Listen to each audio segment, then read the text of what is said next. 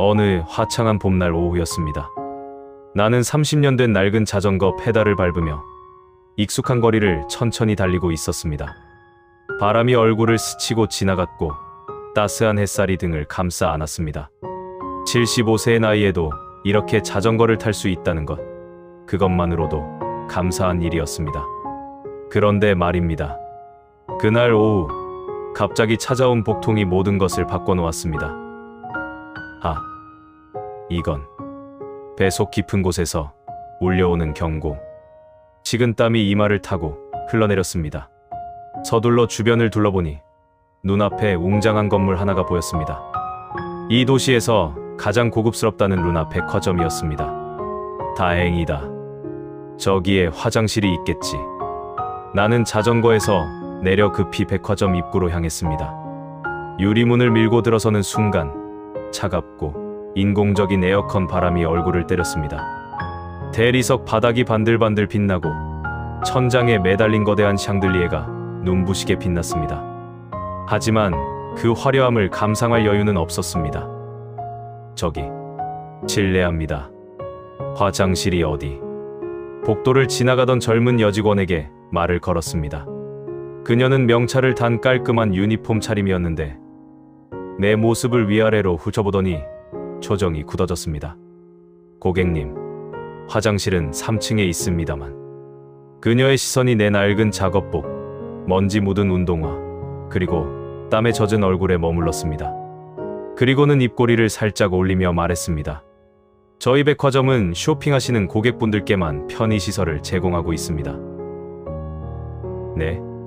순간 귀를 의심했습니다. 쇼핑을 해야 화장실을 쓸 수 있다는 말씀이신가요? 네, 그렇습니다. 매장에서 구매하신 영수증을 보여주시면 안내해드리겠습니다. 그녀의 목소리에는 조금의 미안함도 없었습니다. 오히려 당연하다는 듯 차갑고 사무적이었습니다. 환영합니다. 지면의 메아리입니다. 죄송하지만 정말 급한 상황이라서요. 잠깐만. 규정상 안 됩니다. 딱 잘라 말하는 그녀. 내 뒤에서 누군가의 킥킥거리는 웃음소리가 들려왔습니다. 수진아, 저런 사람들 요즘 많더라. 화장실 무료로 쓰려고 백화점에 들어오는 거지들. 다른 여직원이 작은 목소리로 속삭이는 소리가 고요한 복도에 선명하게 울려 퍼졌습니다. 거지. 그 단어가 가슴에 비수처럼 꽂혔습니다. 그럼 뭐라도 하나 사면 최소 구매 금액이 5만 원 이상입니다. 최수진이라는 이름표를 단 그 여자는 마치 벌레라도 쫓아내듯 손짓을 했습니다. 저쪽 1층 출입구로 나가시면 공중화장실이 있을 겁니다. 거긴 무료니까요. 공중화장실은 여기서 걸어서 15분 거리. 복통이 점점 심해지는 상황에서 그 거리는 영원처럼 느껴졌습니다. 알겠습니다. 나는 고개를 숙이고 돌아섰습니다. 등 뒤에서 또다시 웃음소리가 들렸습니다. 놀리는 듯한, 비웃는 듯한 그 소리들. 진짜 요즘 백화점을 뭐로 아는 건지. 저런 옷 입고 들어오면 분위기 망치잖아. 지배인님이 시킨 대로 한 거니까 우리가 뭐 잘못한 것도 없지. 한 걸음, 한 걸음. 출구를 향해 걸어가는 내 발걸음이 점점 무거워졌습니다. 대리석 바닥에 비친 내 모습이 보였습니다.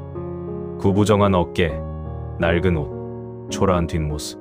75년을 살아오며 수많은 순간을 견뎌냈지만 이 순간만큼은 정말 견디기 힘들었습니다. 출구로 나서려는 그 순간이었습니다. 휠체어를 탄 할머니 한 분이 보호자와 함께 화장실 방향으로 가고 계셨습니다. 그분 역시 수수한 차림이었습니다. 저기요, 어르신. 화장실은 고객 전용입니다. 같은 여직원이 그분을 막아섰습니다. 제가 정말 급해서요. 제발 좀. 할머니의 떨리는 목소리. 매장에서 구매하신 게 있으세요? 없는데. 제발, 정말 급합니다. 그럼 안 됩니다. 나가주세요. 할머니는 휠체어에서 일어서려고 애쓰셨지만 다리에 힘이 없으셨는지 다시 주저앉으셨습니다. 보호자가 황급히 할머니를 부축하며 밖으로 나갔습니다. 그 뒷모습을 보는 순간 가슴속 깊은 곳에서 뜨거운 무언가가 치솟아 올랐습니다. 분노. 아니, 그보다 더 깊은 무언가였습니다. 나는 멈춰 섰습니다. 그리고 천천히 주머니에서 핸드폰을 꺼내 들었습니다. 그래, 이 정도면 충분하다. 이제 진짜를 보여줄 시간이었습니다. 제 이름은 박종원입니다. 올해로 75세. 이 나이가 되도록 여전히 건강하게 살아 숨쉬고 있다는 것에 매일 아침 감사하며 눈을 뜹니다. 사람들은 묻곤 합니다. 왜 이 나이에 자전거를 타고 다니냐고. 차도 있을 텐데 왜 저렇게 힘들게 사냐고. 하지만 그들은 모릅니다. 이 낡은 자전거 페달을 밟으며 느끼는 바람의 온기를, 땀 흘리며 언덕을 오를 때의 성취감을, 그리고 소박함 속에 숨어있는 진짜 행복의 의미를. 5년 전까지만 해도 저는 이 도시 사람들이라면 누구나 아는 이름이었습니다. 박종원 회장. 태평건설의 창업주이자 40년간 이 회사를 일궈온 사람이었습니다. 1950년 전쟁의 상처가 채 아물기도 전에 태어난 저는 가난이라는 두 글자와 함께 자랐습니다. 아버지는 일용직 노동자셨고 어머니는 남의 집 가정부로 일하며 우리 3남매를 키우셨습니다. 초등학교도 제대로 마치지 못하고 건설 현장에 뛰어들었던 15살 소녀. 그때 저를 바라보는 사람들의 시선을 지금도 생생히 기억합니다. 저 애는 평생 흙이나 나르겠지. 공부도 못하는 게 뭘 하겠어. 무시와 조롱 속에서도 저는 포기하지 않았습니다. 밤에는 야간 학교를 다녔고 낮에는 현장에서 온몸으로 건축을 배웠습니다. 시멘트 자루를 나르며 근육이 찢어지는 고통을 견뎠고 추운 겨울 새벽 현장에서 동상에 걸린 손가락을 호호 불며 일했습니다. 그렇게 10년, 20년, 25의 작은 건설 하청업체를 시작했고 30의 첫 아파트 단지를 시공했으며 40에는 이 도시에서 손꼽히는 중견기업의 대표가 되었습니다. 하지만 성공할수록 마음 한편이 텅 비어가는 느낌이었습니다. 회의실 긴 테이블 끝에 앉아 수백억짜리 계약서에 사인을 하면서도 문득 이런 생각이 들었습니다. 내가 정말 행복한가? 고급 양복을 입고 외제차를 타고 호화로운 저택에 살았지만 진짜 웃음을 잃어버린 지 오래였습니다. 주변 사람들은 제 돈을 보았지 저라는 사람을 보지 않았습니다. 그래서 결심했습니다.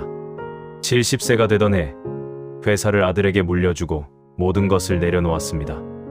아버지, 정말 이러시게요? 영예 회장이라도 하시면서. 아니다. 이제 너희가 할 일이야.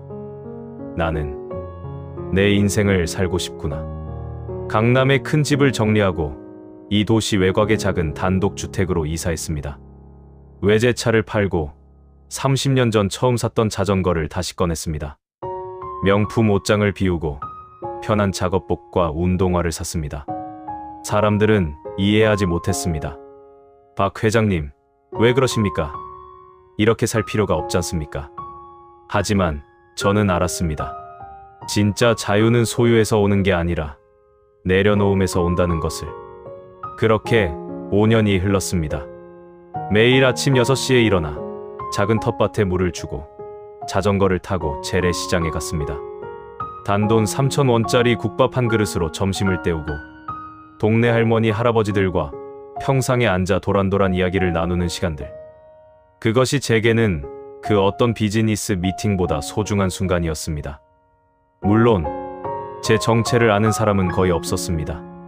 동네 사람들은 그저 자전거 타고 다니는 박영감으로만 알았고 저 역시 굳이 과거를 밝히지 않았습니다. 외모로 사람을 판단하지 말라는 걸 제가 누구보다 잘 알았으니까요. 가난했던 시절 저를 무시하고 조롱하던 그 사람들의 얼굴을 잊은 적이 없습니다. 그래서 결심했습니다. 제가 성공하더라도 절대 누군가를 그렇게 대하지 않겠다고. 하지만 오늘 이 루나 백화점에서 목격한 광경은 제 가슴에 오래된 상처를 다시 도려냈습니다. 저 여직원의 차갑고 오만한 눈빛, 휠체어 탄 할머니를 쫓아내는 모습. 쇼핑을 해야 화장실을 쓸 수 있다는 인간의 기본적인 존엄성조차 무시하는 그 규정. 이건 아니었습니다. 절대 아니었습니다.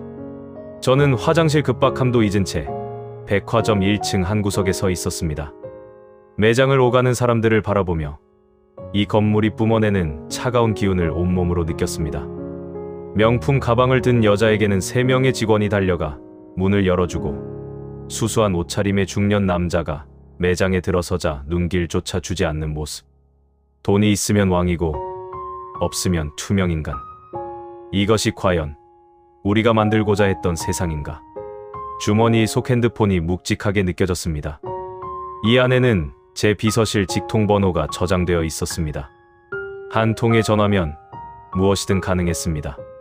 하지만 저는 망설였습니다. 정말 이래야 하나? 그때였습니다. 밖에서 어떤 소리가 들려왔습니다. 할머니, 괜찮으세요? 아까 그 휠체어 탄 할머니가 백화점 밖 벤치에 앉아 계셨습니다. 보호자가 부축하고 있었지만 할머니의 얼굴에는 깊은 수치심이 서려 있었습니다. 그 표정을 보는 순간 더 이상 망설일 이유가 없었습니다. 저는 조용히 핸드폰을 꺼내 들었습니다. 그리고 화면을 켰습니다. 이제 진짜를 보여줄 시간이었습니다. 저는 백화점 1층 한 구석에 서서 떨리는 손으로 주머니 속 핸드폰을 만지작거렸습니다. 복통은 여전했지만 지금은 그것보다 더 큰 고통이 가슴을 짓눌렀습니다. 아까 그 여직원, 최수진이라는 이름표를 단 여자가 동료들과 함께 저를 힐끔힐끔 쳐다보며 웃고 있었습니다. 손으로 입을 가린 채, 하지만 그 눈빛만큼은 숨길 수 없었습니다. 조롱. 명백한 조롱이었습니다. 아니, 진짜 저런 사람이 왜 우리 백화점에 들어온 거야? 목소리가 복도에 울려 퍼졌습니다. 그녀는 제가 듣든 말든 신경 쓰지 않는 듯 했습니다. 아니, 어쩌면 일부러 들으라고 말하는 것 같았습니다. 수진아, 그래도 좀 조용히 해. 들리잖아. 다른 직원이 작게 말했지만 최수진은 코웃음을 쳤습니다. 들으면 어때? 사실이잖아. 저런 옷 입고 여기 오는 게 이상한 거지. 여기가 동네 목욕탕도 아니고. 웃음소리가 커졌습니다. 저는 그 자리에 서서 움직일 수가 없었습니다. 발이 땅에 박힌 것처럼 온몸이 굳어버렸습니다. 가자. 그냥 나가자. 마음속으로 되뇌었지만 발은 떨어지지 않았습니다. 그때였습니다. 명품 쇼핑백을 여러 개 든 중년 여성이 제 옆을 지나가다 멈춰섰습니다. 화려한 액세서리를 주렁주렁 달고 짙은 화장을 한 그 여자는 저를 위아래로 훑어보더니 인상을 찌푸렸습니다. 저기요. 직원분. 최수진이 환한 미소를 지으며 달려왔습니다. 네, 손님. 무엇을 도와드릴까요? 저 사람. 여기서 뭐 하는 거예요?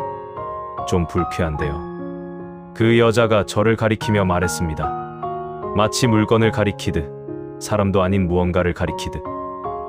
아, 죄송합니다, 손님. 곧 나가실 겁니다. 최수진이 제게 다가왔습니다. 그리고는 낮고 차가운 목소리로 속삭였습니다. 할아버지, 이제 정말 나가주셔야겠어요. 다른 고객분들이 불편해하시잖아요.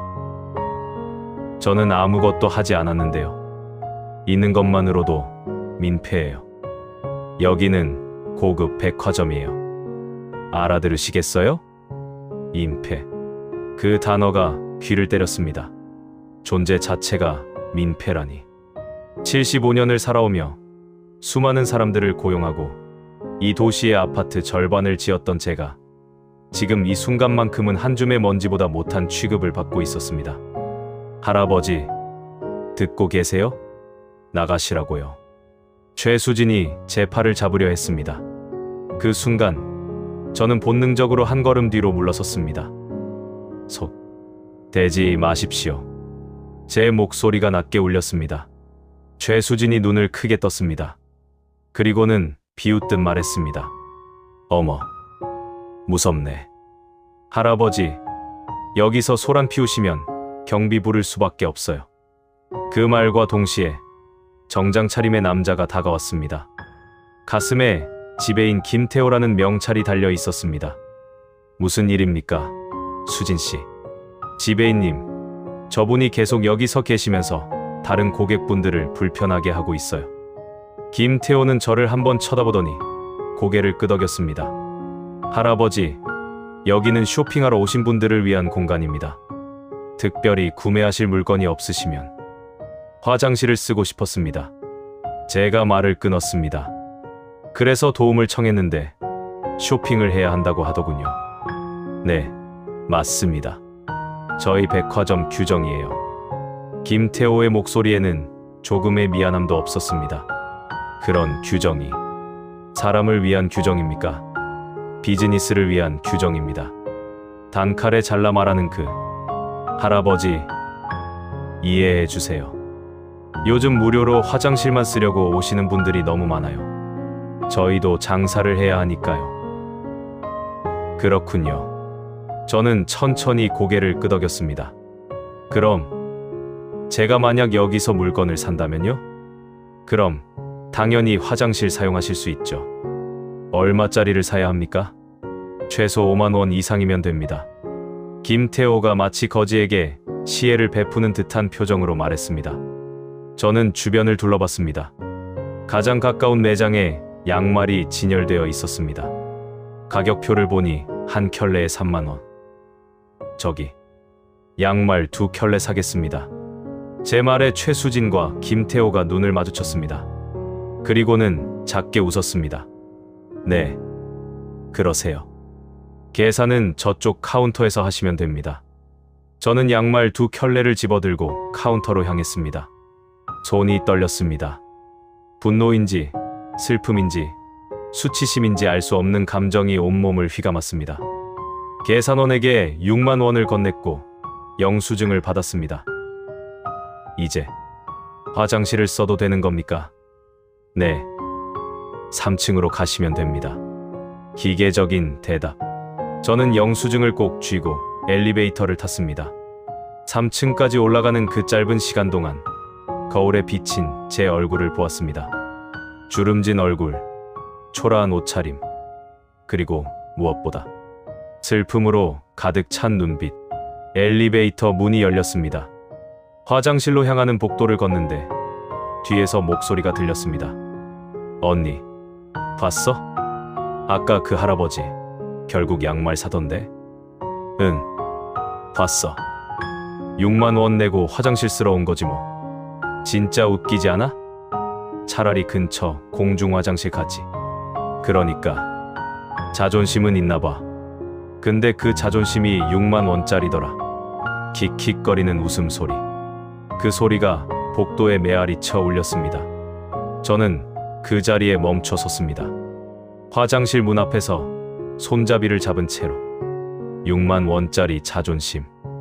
그 말이 가슴에 비수처럼 꽂혔습니다. 맞습니다. 저는 지금 6만 원을 내고 제 자존심을 샀습니다. 눈가가 뜨거워졌습니다. 75세의 나이에 이토록 처절한 굴욕을 느낄 줄은 몰랐습니다.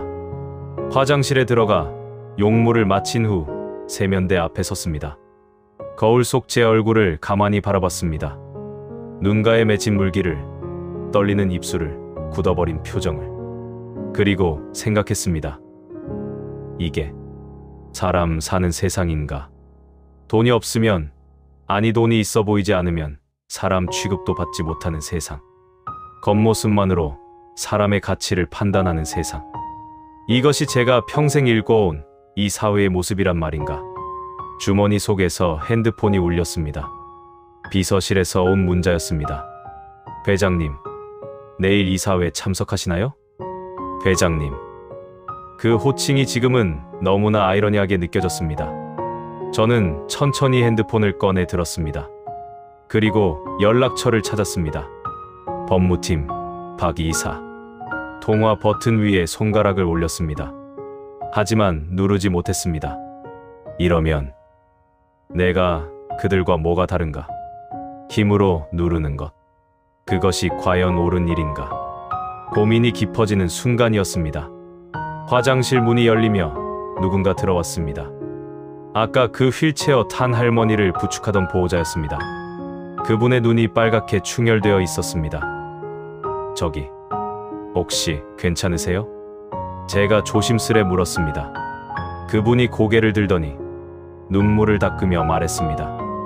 아니요, 괜찮지 않아요. 우리 어머니가 저 밖에서 결국 말을 잇지 못하고 흐느꼈습니다. 화장실을 못 찾아서 옷에 그만. 어머니가 너무 부끄러워하셔서 그 순간 머릿속이 하얗게 비었습니다. 더 이상 고민할 필요가 없었습니다. 이건 복수가 아니었습니다. 정의였습니다. 저는 화장실을 나와 조용한 복도 구석으로 걸어갔습니다. 그리고 핸드폰을 귀에 댔습니다. 진호음이 울렸습니다. 한 번, 두 번. 여보세요.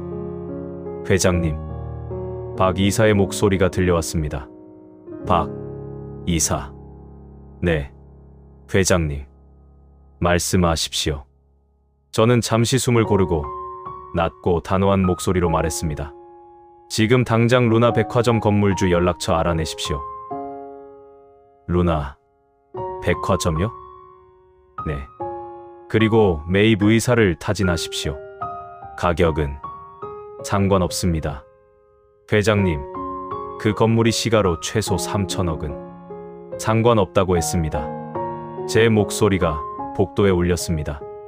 오늘 안에 계약서 검토 끝내고 내일 오전까지 소유권 이전 절차 밟으십시오. 알겠습니다, 회장님. 전화를 끊었습니다. 손은 더 이상 떨리지 않았습니다. 이제 진짜가 시작됩니다. 전화를 끊은 후에도 저는 한동안 그 자리에 서 있었습니다. 복도는 고요했습니다. 멀리서 들려오는 쇼핑객들의 웃음소리, 경쾌한 배경음악, 직원들의 상냥한 인사말. 모든 것이 평화로워 보였습니다. 하지만 그 평화 뒤에 숨겨진 폭력을 이제 저는 너무나 명확히 보고 있었습니다. 3천억. 그 금액이 결코 작은 돈이 아니라는 것을 누구보다 잘 알고 있었습니다. 제가 평생 일궈온 재산의 상당 부분이었습니다. 하지만 후회는 없었습니다. 오히려 마음 한구석이 후련했습니다. 이제 더 이상 이런 일은 없을 것이다. 저는 천천히 엘리베이터를 타고 1층으로 내려왔습니다. 문이 열리자 익숙한 광경이 펼쳐졌습니다. 명품 가방을 든 여자에게 3명의 직원이 달려가 문을 열어주고 어서 오세요, 사모님 하며 허리를 굽히는 모습. 반면 평범한 옷차림의 젊은 엄마가 유모차를 끌고 들어오자 아무도 거들떠보지 않는 모습. 그 젊은 엄마가 잠시 멈춰 서서 안내판을 보고 있었습니다. 아기 물품을 사러 온 듯했습니다. 하지만 어느 직원도 다가가 도와주지 않았습니다. 저기, 실례합니다. 그 엄마가 지나가는 직원에게 말을 걸었습니다. 네? 직원이 귀찮다는 듯 돌아봤습니다. 유아용품 매장이 어디 있나요? 5층이요. 그뿐이었습니다. 친절한 안내도 미소도 없이 그냥 돌아서 버렸습니다. 젊은 엄마는 당황한 표정으로 유모차를 끌고 엘리베이터를 향했습니다. 하지만 엘리베이터 앞 단차 때문에 유모차가 걸렸습니다. 잠깐만. 그 엄마가 유모차를 들어 올리려 했었지만 쉽지 않았습니다. 아기가 울기 시작했습니다. 주변을 지나가던 직원들은 모두 모른 척했습니다. 저는 다가가 유모차를 들어 올려주었습니다. 감사합니다, 할아버지. 천만에요. 그 엄마의 눈가에 눈물이 맺혀 있었습니다. 아마도 그동안 받은 냉대 때문이었을 것입니다. 이곳은 돈 많은 사람들만을 위한 곳이 되어버렸구나. 가슴이 답답했습니다. 저는 백화점을 나와 자전거가 세워진 곳으로 향했습니다. 그런데 자전거 옆에 경비원이 서 있었습니다. 할아버지, 이거 여기 세우시면 안 됩니다. 네? 여긴 고객 주차장이에요. 자전거는 저 뒤쪽 직원 주차장에 세우셔야죠. 하지만 여기 자전거 거치대가 있길래 그건 전기 자전거나 고급 자전거용이에요. 이런 낡은 자전거는 경비원의 말이 이어졌지만 더 이상 듣고 싶지 않았습니다. 저는 조용히 자전거를 끌고 그곳을 벗어났습니다. 하늘을 올려다보니 어느덧 해가 기울고 있었습니다. 주황빛 노을이 도시를 물들이고 있었습니다. 아름다운 풍경이었지만 제 마음은 무거웠습니다.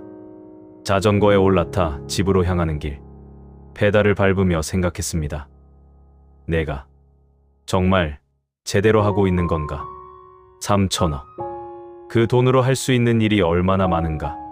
장학금을 만들 수도 있고, 복지시설을 지을 수도 있고, 어려운 사람들을 도울 수도 있습니다. 하지만 이번만큼은 이 방법이 맞다고 느꼈습니다. 시스템을 바꾸지 않으면 아무리 돈을 쓰더라도 또 다른 희생자가 생길 테니까요. 집에 도착했습니다. 작은 단독주택, 30평 남짓한 이 공간이 지난 5년간 제 안식처였습니다. 현관문을 열고 들어서니 고요함이 저를 감쌌습니다. 혼자 사는 집은 항상 조용했습니다. 거실 소파에 앉아 핸드폰을 내려다봤습니다. 박 이사에게서 문자가 와 있었습니다. 회장님, 건물주 측과 접촉했습니다. 내일 오전 10시 미팅 예정입니다.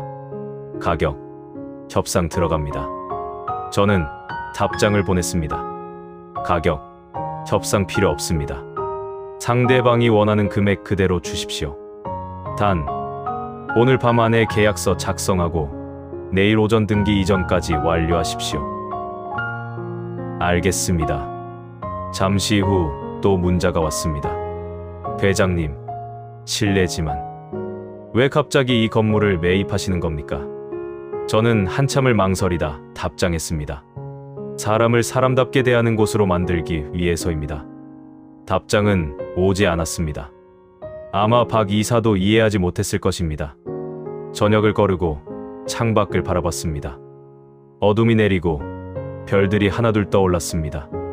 문득 아내 생각이 났습니다. 10년 전 세상을 떠난 아내. 그녀라면 뭐라고 했을까요? 여보, 당신은 항상 옳은 일을 하려고 애쓰죠. 그게 당신의 가장 아름다운 모습이에요. 아내의 목소리가 귓가에 맴도는 것 같았습니다. 눈가가 뜨거워졌습니다. 여보, 내가 지금 하는 일이 옳은 건지 모르겠소. 하지만 가만히 있을 수는 없었소. 그날 밤 잠을 이루지 못했습니다. 침대에 누워 천장을 바라보며 오늘 하루를 되새겼습니다. 화장실을 쓰기 위해 6만 원을 내야 했던 굴욕, 휠체어 탄 할머니가 쫓겨났던 모습, 젊은 엄마에게 보여진 냉대, 그리고 직원들의 비웃음. 이런 일들이 매일 반복되고 있겠지. 제가 모르는 곳에서 수많은 사람들이 같은 고통을 겪고 있을 것입니다. 새벽 3시 핸드폰이 울렸습니다. 박 이사였습니다. 회장님, 계약 완료됐습니다. 최종 금액 2,950억 원. 내일 오전 9시에 등기 이전 절차 시작합니다. 수고하셨습니다. 회장님. 그런데, 네? 건물주가 묻더군요. 왜 이렇게 급하게 조건도 안 따지고 사는 거냐고. 뭔가 다른 목적이 있는 거 아니냐고. 뭐라고 답하셨습니까? 새 주인이 곧 알게 될 거라고 했습니다. 저는 작게 웃었습니다. 잘하셨습니다. 내일 오전 11시 제가 직접 그 백화점에 가겠습니다. 알겠습니다, 회장님. 전화를 끊었습니다. 창밖을 보니 동이 트기 시작했습니다. 긴 밤이 지나가고 새로운 날이 밝아오고 있었습니다. 저는 침대에서 일어나 세면대로 갔습니다. 거울 속 제 얼굴을 봤습니다. 어제와는 다른 눈빛. 더 이상 굴욕에 떨지 않는 단호한 눈빛이었습니다. 오늘부터 달라질 것입니다. 거울 속 제 자신에게 말했습니다. 옷장을 열었습니다. 5년 동안 입지 않았던 양복이 걸려 있었습니다. 먼지를 털어내고 천천히 입었습니다. 넥타이를 매고 구두를 신었습니다. 거울 앞에 섰습니다. 더 이상 자전거 타는 박영감이 아니었습니다. 박종원 회장, 태평건설의 창업주. 그 모습이 거기 있었습니다. 시계를 봤습니다. 오전 8시. 이제 시작입니다. 현관문을 나서는 순간 아침 햇살이 얼굴을 비췄습니다. 따스했습니다. 마치 새로운 시작을 축복하는 것처럼. 저는 차고에서 오랜만에 차를 꺼냈습니다. 검은색 제네시스. 5년 전 은퇴할 때 마지막으로 탔던 차였습니다. 시동을 걸자 엔진이 부드럽게 울렸습니다. 루나 백화점. 이제 제 것이 된 그곳으로 향하는 길. 핸들을 잡은 손에 힘이 들어갔습니다. 오늘 모든 것이 바뀝니다. 오전 10시 30분. 검은색 제네시스가 루나 백화점 정문 앞에 멈춰 섰습니다. 저는 차에서 내려 건물을 올려다봤습니다. 어제와 똑같은 건물. 하지만 오늘은 달랐습니다. 이제 이 건물은 제 것이었습니다. 정확히 말하면 오전 9시 17분에 등기 이전이 완료되었습니다. 박 이사에게서 문자로 확인받았습니다. 소유권 이전 완료. 현재 법적으로 회장님께서 루나 백화점 건물의 소유주입니다. 2,950억 원. 그 돈이 한순간에 빠져나갔지만 이상하게도 후회는 없었습니다. 저는 천천히 정문으로 걸어갔습니다. 유리문이 열리고 차가운 에어컨 바람이 얼굴을 스쳤습니다. 어제와 똑같은 풍경. 대리석 바닥, 거대한 샹들리에, 명품 매장들. 하지만 오늘은 제가 다릅니다. 양복 차림의 저를 본 직원들의 시선이 달라졌습니다. 어서 오세요. 한 여직원이 환한 미소를 지으며 인사했습니다. 어제 저를 무시하던 바로 그 직원이었습니다. 물론 그녀는 제가 어제 그 할아버지라는 것을 알아보지 못했습니다. 사람들은 옷을 보지 얼굴을 보지 않으니까요. 저는 대답 없이 그냥 지나쳤습니다.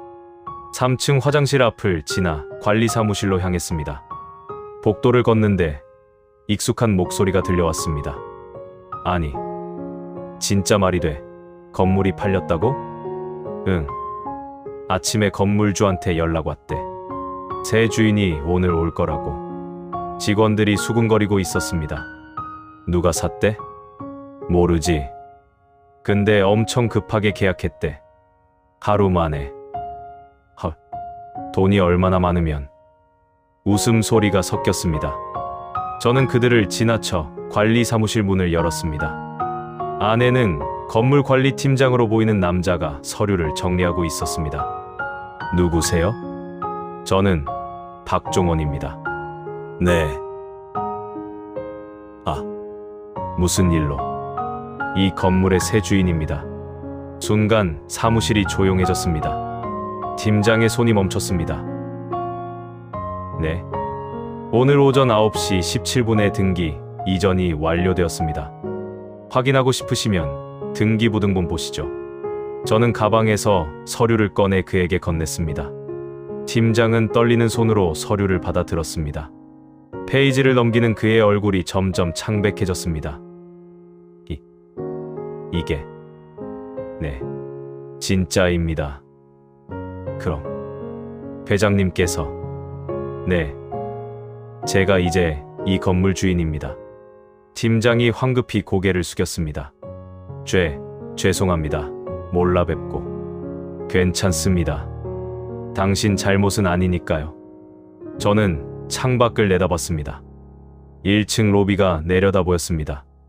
여전히 직원들은 부자처럼 보이는 손님에게만 친절했고 평범한 손님들은 투명인간 취급받고 있었습니다. 팀장님. 네, 회장님. 1시간 후 전 직원 비상 소집하십시오. 전 직원이요? 네.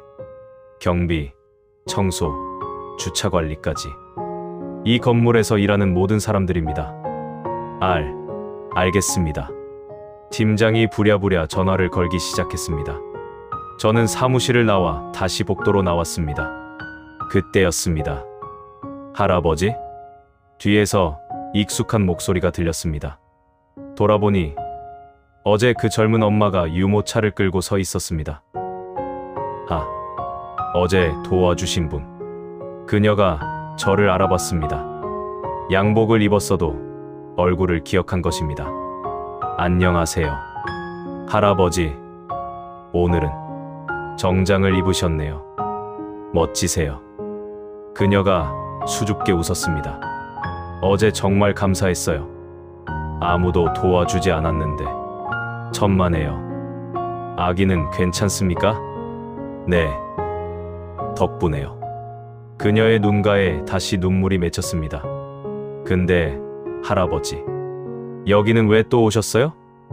어제 그렇게 무시당했는데. 저는 잠시 망설이다 말했습니다. 바꾸러 왔습니다. 네? 이곳을 사람을 사람답게 대하는 곳으로요. 그녀는 무슨 말인지 이해하지 못한다는 표정이었습니다. 하지만 곧 알게 될 것입니다. 가보세요. 아기가 보채는군요. 네. 그럼 안녕히 계세요. 할아버지. 그녀가 유모차를 끌고 가는 뒷모습을 보며 저는 다시 한번 다짐했습니다. 저런 사람들이 편하게 올 수 있는 곳으로 만들 것입니다. 복도를 걷는데 앞에서 익숙한 얼굴이 보였습니다. 최수진. 어제 저를 무시하고 비웃던 바로 그 여자였습니다. 그녀는 다른 직원과 함께 웃으며 이야기하고 있었습니다. 야, 너 들었어? 건물 주인 바뀌었대. 진짜? 누구래? 모른대. 근데 1시간 후에 전 직원 모이래. 새 주인이 뭔가 말할 게 있나 봐. 헐, 뭐야? 갑자기 해고하는 거 아니야? 에이, 설마. 우리가 뭘 잘못했다고. 킥킥거리는 웃음소리. 그들은 저를 스쳐 지나갔습니다. 여전히 제 얼굴을 알아보지 못했습니다. 아니, 보려고 하지 않았습니다. 저는 그대로 걸어갔습니다. 관리 사무실로 돌아가는 길에 지배인실 앞을 지나게 되었습니다. 문이 열려 있었고 안에서 목소리가 들렸습니다.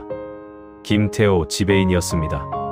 뭐, 건물 주인이 바뀌었다고? 말도 안 돼.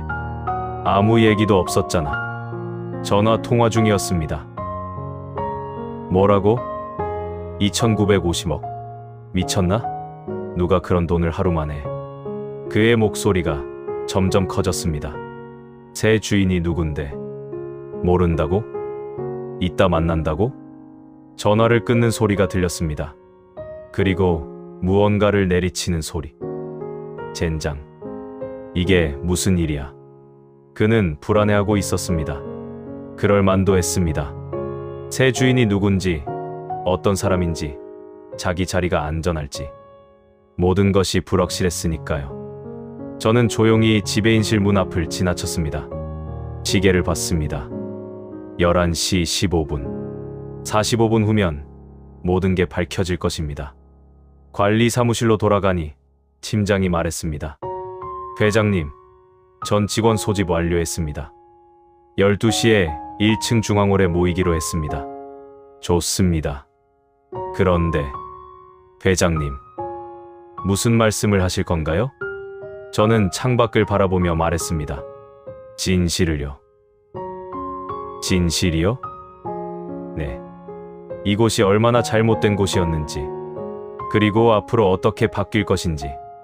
팀장은 더 이상 묻지 않았습니다. 12시가 가까워졌습니다.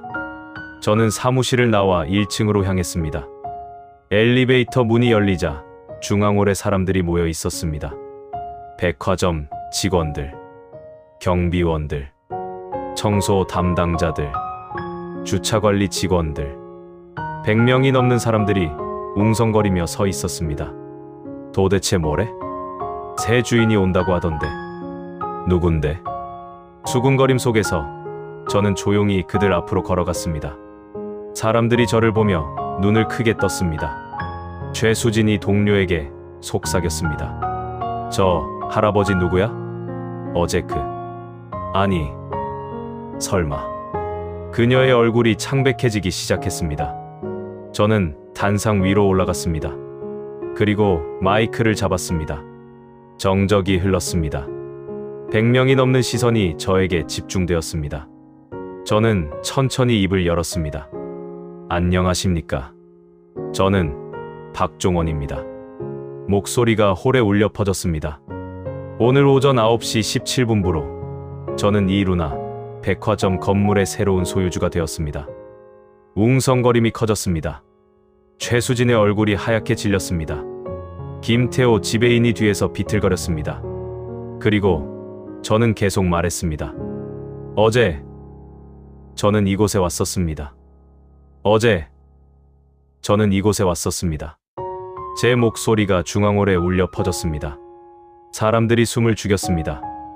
낡은 자전거를 타고 작업복을 입고 평범한 할아버지의 모습으로요. 최수진의 얼굴이 점점 더 하얗게 질렸습니다. 그녀의 손이 떨리기 시작했습니다. 갑자기 복통이 찾아왔고 저는 이 백화점 화장실을 쓰고 싶었습니다. 정적이 흘렀습니다. 하지만 이곳 직원은 제게 말했습니다. 쇼핑을 해야 화장실을 쓸 수 있다고. 웅성거림이 시작되었습니다. 저는 최수진을 똑바로 바라봤습니다. 최수진 씨. 그녀가 몸을 떨었습니다. 저는 앞으로 나오십시오.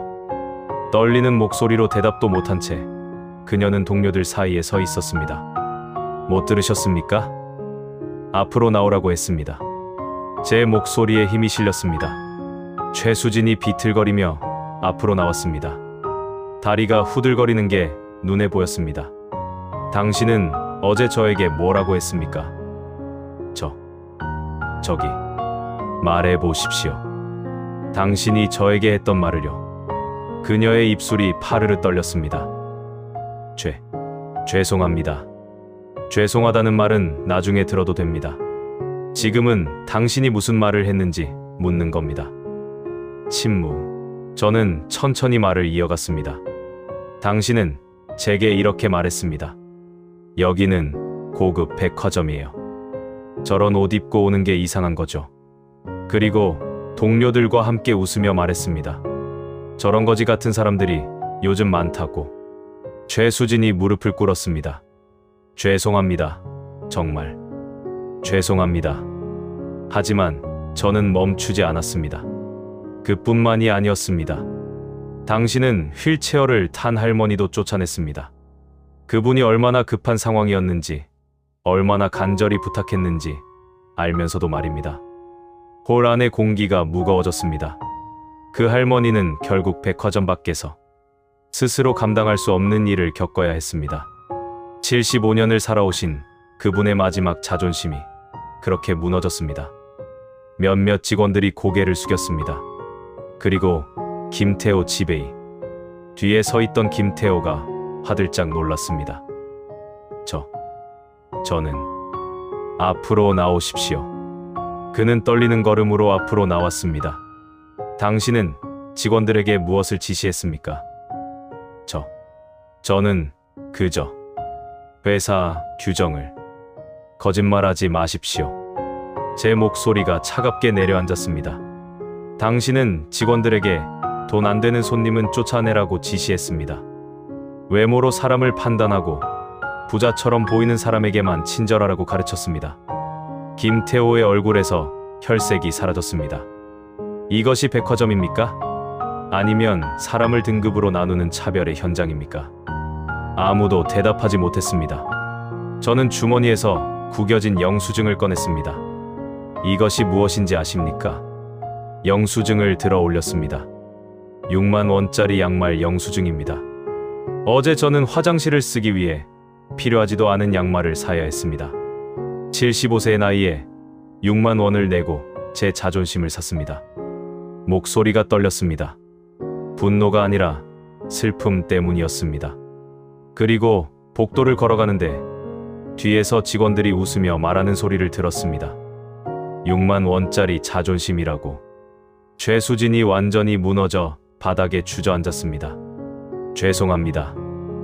정말 죄송합니다. 울음이 터져 나왔습니다. 하지만 저는 냉정했습니다. 당신은 지금 무엇에 대해 사과하는 겁니까? 제게 한 짓에 대해서입니까? 아니면 제가 이 건물의 주인이 되었다는 사실에 대해서입니까? 그녀는 대답하지 못했습니다. 만약 제가 그냥 가난한 할아버지였다면 당신은 지금 이렇게 사과했을까요? 여전히 대답이 없었습니다. 저는 다른 직원들을 바라봤습니다. 여러분에게 묻겠습니다. 어제 그 광경을 목격한 분들 손을 들어주십시오. 몇몇이 머뭇거리며 손을 들었습니다. 그때 누군가 한 사람이라도 말렸습니까? 이건 아니라고 저 할아버지를 도와드리자고 말한 사람이 있었습니까? 아무도 손을 들지 않았습니다. 침묵은 공범입니다. 악을 보고도 모른 척하는 것은 악에 가담하는 것과 같습니다. 무거운 침묵이 흘렀습니다. 저는 잠시 숨을 고르고 다시 입을 열었습니다. 하지만 한 분이 계셨습니다. 사람들이 고개를 들었습니다. 유모차를 끌고 오신 젊은 어머니. 아무도 도와주지 않을 때 그분은 저를 알아봐 주었습니다. 오늘 제가 양복을 입고 나타났을 때도 제 얼굴을 기억하고 인사해 주셨습니다. 저는 목소리를 높였습니다. 그것이 진짜 사람입니다. 옷이 아니라 얼굴을 보는 사람. 외모가 아니라 행동을 기억하는 사람. 그것이 여러분이 배워야 할 것입니다. 몇몇 직원들이 눈물을 닦았습니다. 김태호 지배인. 네. 당신은 오늘부로 해고입니다. 그가 무릎을 꿇었습니다. 회장님, 제발 한 번만 용서해 주십시오. 용서는 반성하는 자에게 주어지는 것입니다.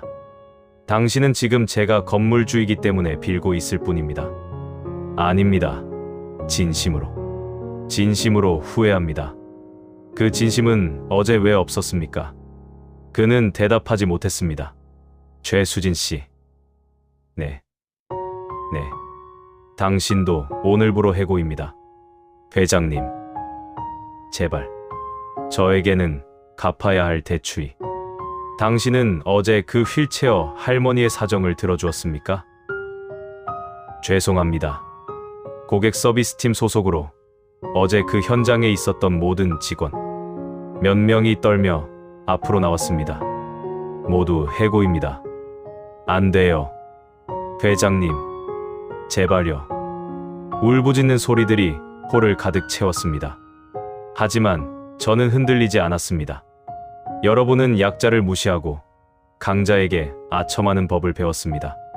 그것은 이곳에서 더 이상 통하지 않습니다. 저는 나머지 직원들을 향해 말했습니다. 남은 여러분에게 말합니다. 오늘부터 이 백화점의 규칙이 바뀝니다. 사람들이 숨죽이며 들었습니다. 첫째, 화장실은 누구나 무료로 사용할 수 있습니다. 쇼핑 여부와 관계없이. 둘째, 모든 손님을 동등하게 대합니다. 부자든 가난하든 화려한 옷을 입었든 평범한 옷을 입었든.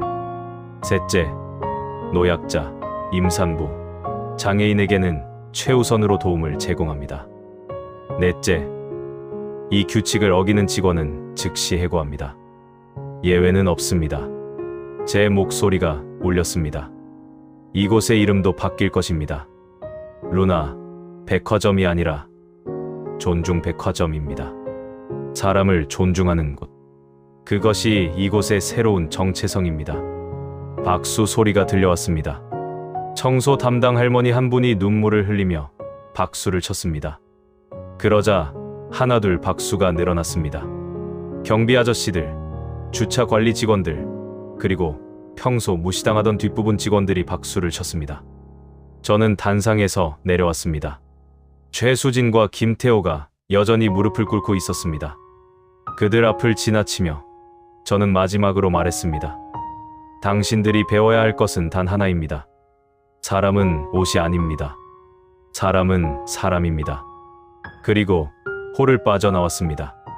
복도를 걷는데 뒤에서 발소리가 들렸습니다. 돌아보니 아까 그 젊은 엄마가 유모차를 끌고 서 있었습니다.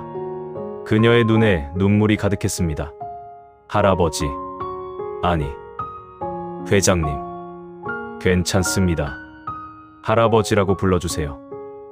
정말 감사합니다. 오늘 때문이 아니라 어제 저를 도와주신 것 때문에요. 저는 미소 지었습니다. 이제 이곳에서는 당신 같은 분들이 편하게 쇼핑하실 수 있을 겁니다. 정말 세상이 바뀌는 거네요. 네, 조금씩이지만요. 그녀가 깊이 고개를 숙였습니다. 저는 백화점을 나와 주차장으로 향했습니다. 차에 올라타 룸미러를 봤습니다. 거울 속 제 얼굴에는 지난 이틀간 느꼈던 슬픔과 분노가 아닌 평온함이 서려 있었습니다. 이제 시작입니다. 시동을 걸었습니다. 오늘은 끝이 아니라 새로운 시작이었습니다. 그로부터 6개월이 흘렀습니다. 이른 아침, 저는 다시 낡은 자전거에 올랐습니다. 양복은 옷장 깊숙이 넣어두고 다시 편한 작업복을 입었습니다. 페달을 밟으며 익숙한 거리를 달렸습니다. 따스한 가을 햇살이 등을 감싸 안았습니다. 역시 이게 나다. 건물을 샀다고, 회장이라는 직함이 있다고 해서 제 본질이 바뀌는 건 아니었습니다. 저는 여전히 검소한 삶을 사랑하는 75세의 평범한 할아버지였습니다. 자전거를 타고 존중백화점 앞에 도착했습니다. 간판이 바뀐 지 5개월. 처음에는 많은 반발이 있었습니다. 루나, 백화점이 왜 갑자기 이름을 바꿔? 존중백화점. 이름이 좀 촌스러운데. 하지만 시간이 지나며 사람들은 이곳의 진짜 변화를 알아보기 시작했습니다. 정문으로 들어서니 경비원 김 씨가 환하게 웃으며 인사했습니다. 회장님, 오늘도 자전거 타고 오셨네요.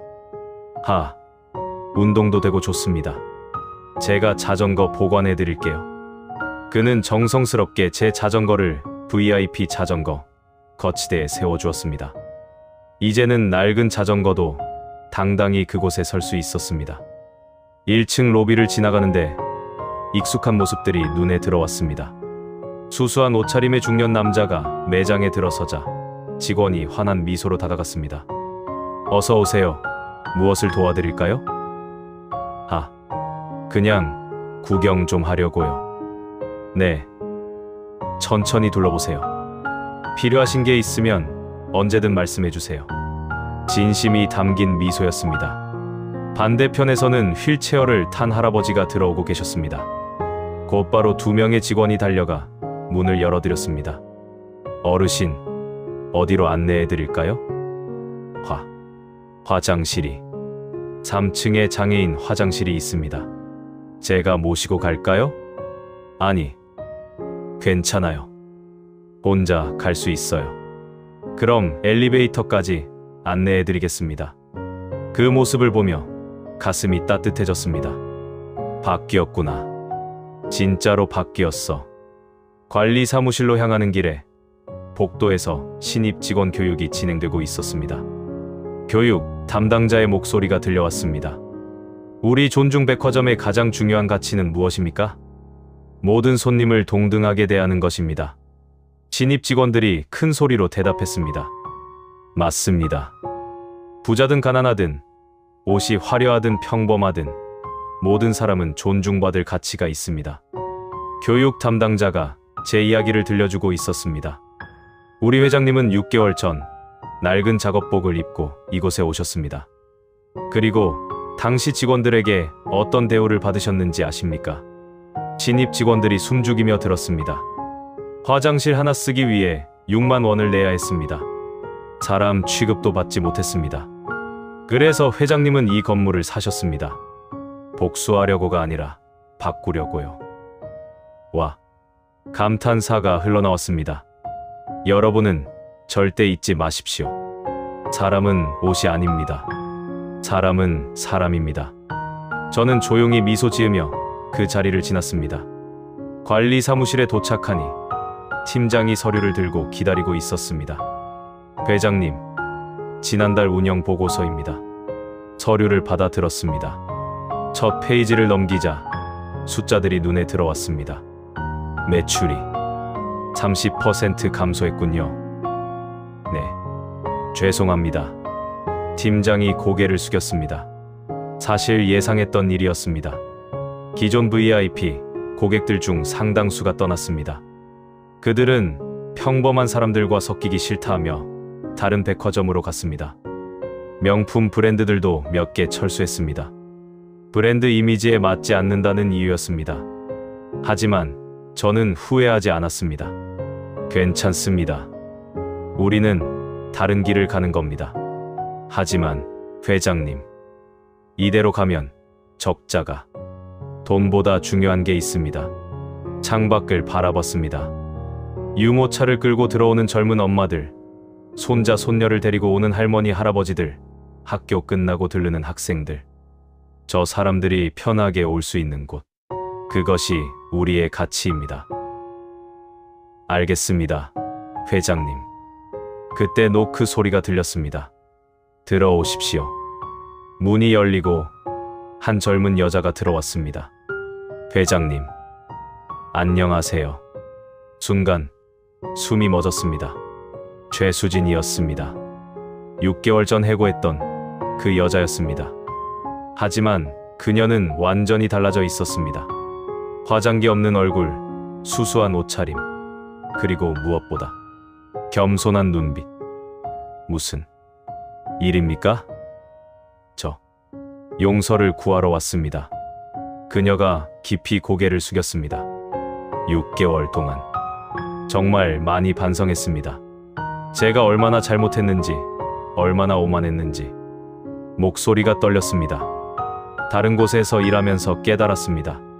제가 얼마나 특권 속에서 살았는지, 그 특권이 얼마나 많은 사람들을 아프게 했는지. 그녀의 눈에 눈물이 맺혔습니다. 그래서 회장님께 용서를 구하러 왔습니다.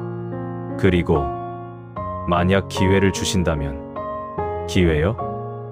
네. 다시 이곳에서 일하고 싶습니다. 청소든 주차 관리든 뭐든 하겠습니다. 진짜 사람을 대하는 법을 배우고 싶습니다. 저는 그녀를 가만히 바라봤습니다. 6개월 전의 오만한 모습은 온데간데 없었습니다. 왜? 여기여야 합니까? 다른 곳도 많은데. 왜냐하면 이곳만이 진짜를 가르쳐 줄 수 있으니까요. 그녀가 고개를 들어 저를 바라봤습니다. 회장님, 제가 6개월 동안 가장 후회한 건 회장님을 무시한 게 아닙니다. 그럼요? 저도 모르게 수많은 평범한 사람들을 무시하며 살아왔다는 겁니다. 그게 제일 부끄럽습니다.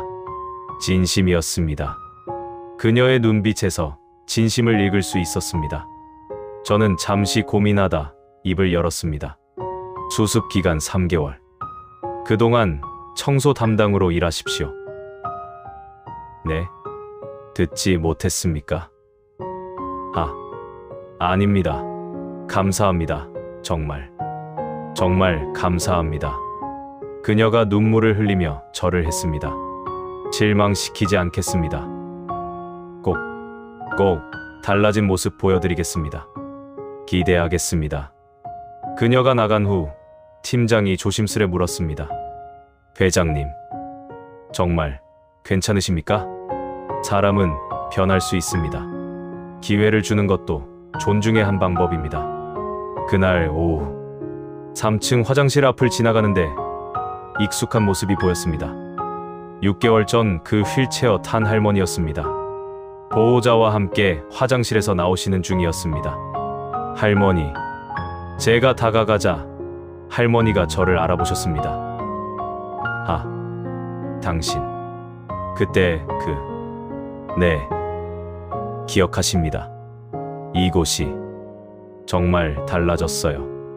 이제는 아무도 저를 쫓아내지 않아요. 할머니의 눈에 눈물이 고였습니다.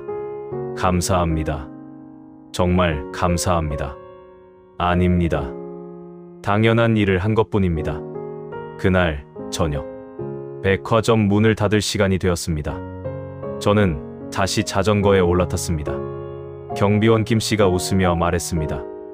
회장님, 조심히 들어가세요. 수고하셨습니다. 페달을 밟으며 집으로 향하는 길.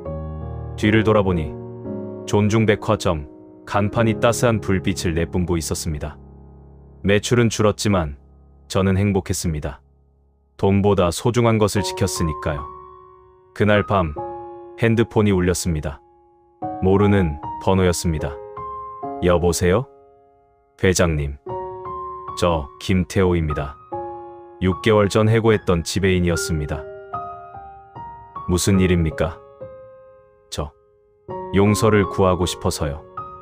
다른 건 바라지 않습니다. 그냥 용서만 받고 싶습니다. 그의 목소리는 떨리고 있었습니다. 6개월 동안 정말 후회하며 살았습니다. 제가 얼마나 큰 죄를 지었는지.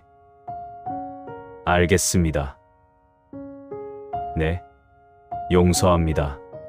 침묵이 흘렀습니다. 하지만 기억하십시오. 용서는 잊는 것이 아닙니다.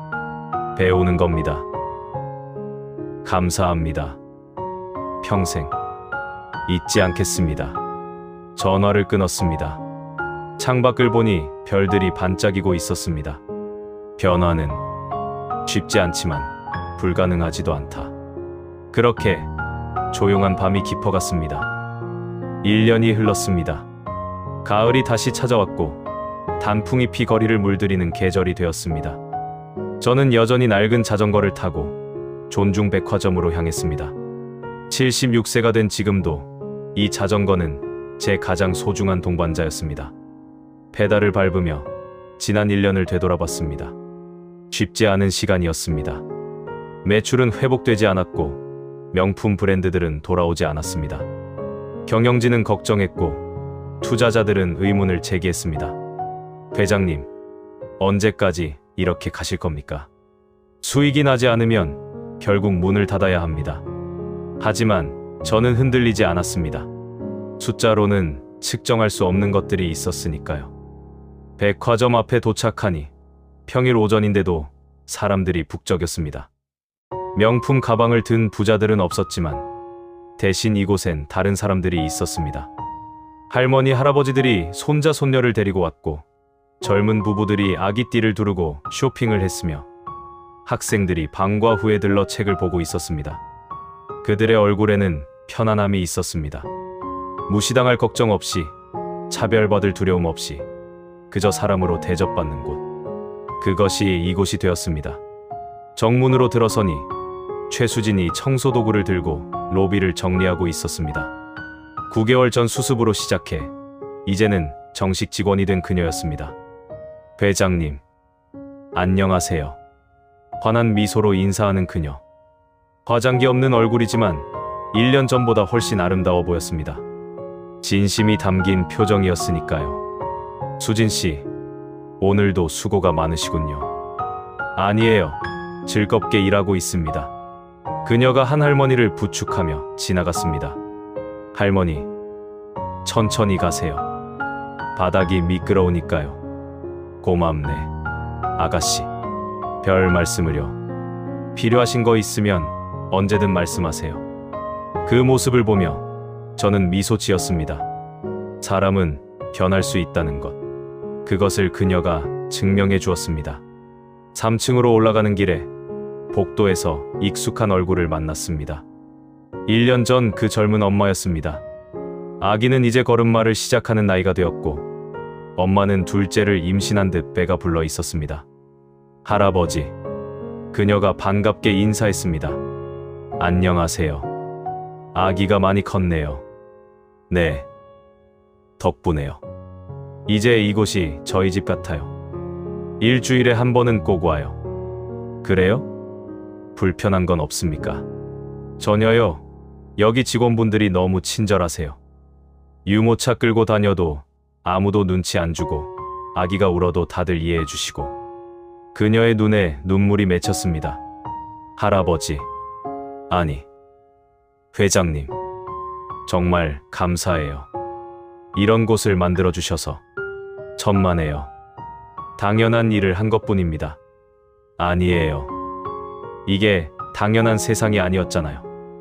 회장님이 바꿔주신 거예요. 그녀가 깊이 고개를 숙였습니다. 저는 아기의 머리를 쓰다듬어 주고 그 자리를 떠났습니다.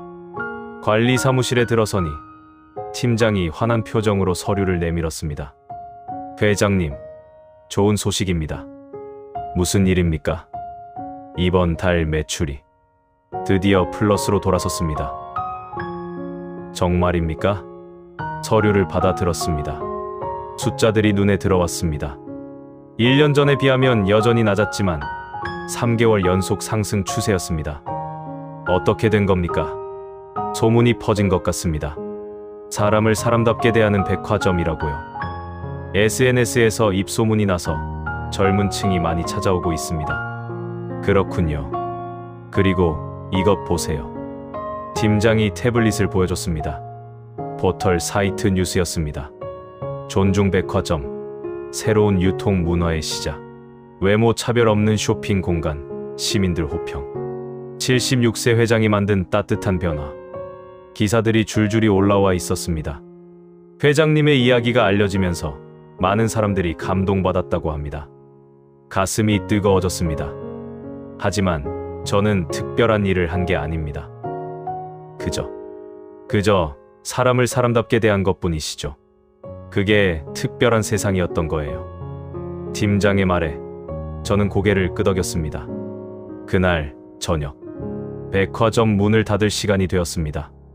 저는 옥상으로 올라갔습니다. 이 도시가 한눈에 내려다 보이는 곳이었습니다. 석양이 지고 있었습니다. 주황빛 하늘이 도시를 물들이고 불빛들이 하나둘 켜지기 시작했습니다. 아름다운 풍경이었습니다. 여보, 돌아가신 아내에게 말을 걸었습니다. 내가 잘한 걸까? 바람이 불어왔습니다. 마치 아내가 대답하는 것처럼 느껴졌습니다. 당신은 항상 옳은 일을 했어요. 눈가가 뜨거워졌습니다. 2,950억 원. 큰 돈이었지. 그 돈으로 할 수 있는 일이 얼마나 많았는데. 하지만 당신은 더 중요한 것을 샀잖아요. 뭘? 사람들의 존엄성을요. 바람이 다시 불었습니다. 저는 작게 웃었습니다. 그래. 맞아. 나는 건물을 산 게 아니었어. 변화를 산 거지. 하늘을 올려다봤습니다. 별들이 하나둘 떠오르고 있었습니다. 여보, 나 이제 76살이야. 얼마나 더 살지 모르겠어. 그래서요?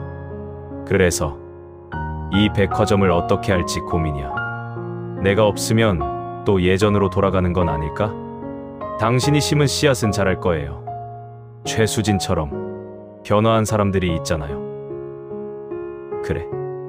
맞아. 저는 결심했습니다. 내일부터 유언장을 작성하기로. 이 백화점은 재단으로 만들 것입니다. 존중, 재단. 누구나 차별받지 않고 쇼핑할 수 있는 곳. 그것을 영원히 지키는 재단으려. 옥상을 내려와 1층 로비를 지나는데 청소를 마친 최수진이 퇴근 준비를 하고 있었습니다.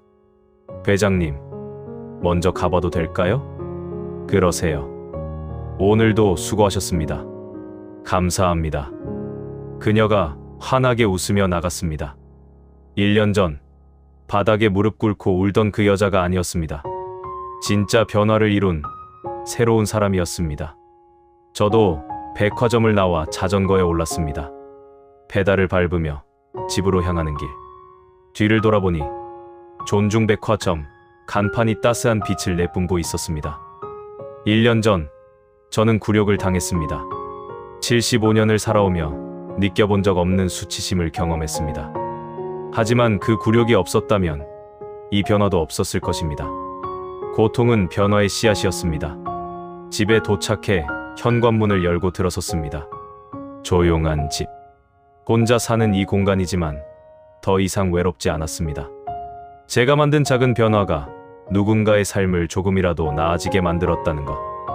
그것만으로 충분했습니다. 소파에 앉아 창밖을 바라봤습니다. 별이 빛나는 밤하늘. 76년을 살아오며 깨달은 것이 있습니다. 진짜 부는 돈이 아니라는 것. 진짜 성공은 명예가 아니라는 것. 진짜 가치는 사람을 어떻게 대하느냐에 있다는 것. 외모로 사람을 판단하지 마십시오. 옷으로 사람의 가치를 매기지 마십시오. 돈으로 사람을 등급으로 나누지 마십시오. 모든 사람은 존중받을 자격이 있습니다. 부자든 가난하든 화려하든 평범하든 젊든 늙었든 우리는 모두 똑같은 사람입니다. 그것을 잊지 않는 세상. 그것이 제가 꿈꾸는 세상입니다. 그리고 저는 작은 백화점 하나를 바꾸는 것으로 시작했습니다. 여러분도 할 수 있습니다. 여러분이 만나는 사람들을 존중하는 것. 그 작은 실천이 모이면 세상이 바뀝니다. 76세의 저도 할 수 있었으니까요. 창밖의 별을 바라보며 저는 조용히 미소 지었습니다. 내일도 저는 낡은 자전거를 탈 것입니다. 작업복을 입고 평범한 할아버지의 모습으로. 하지만 이제 저는 압니다. 겉모습이 중요한 게 아니라는 것을. 진짜 중요한 건 어떤 마음으로 사느냐라는 것을. 그리고 그 마음이 세상을 바꿀 수 있다는 것을. 이 이야기는 실제 사건에 영감을 받아 재구성한 픽션입니다. 등장하는 모든 인물의 이름과 지역은 가명으로 처리되었습니다. 하지만 이 이야기가 담고 있는 메시지는 진실입니다. 존중. 그것이 우리가 잊지 말아야 할 가장 중요한 가치입니다. 여러분의 하루하루가 누군가에게 존중이 되길 바랍니다. 그리고 여러분도 존중받는 하루를 보내시길. 이 이야기가 여러분 마음의 작은 울림이 되었다면 구독과 좋아요로 응원해주세요. 다음에도 더 깊은 이야기로 찾아뵙겠습니다.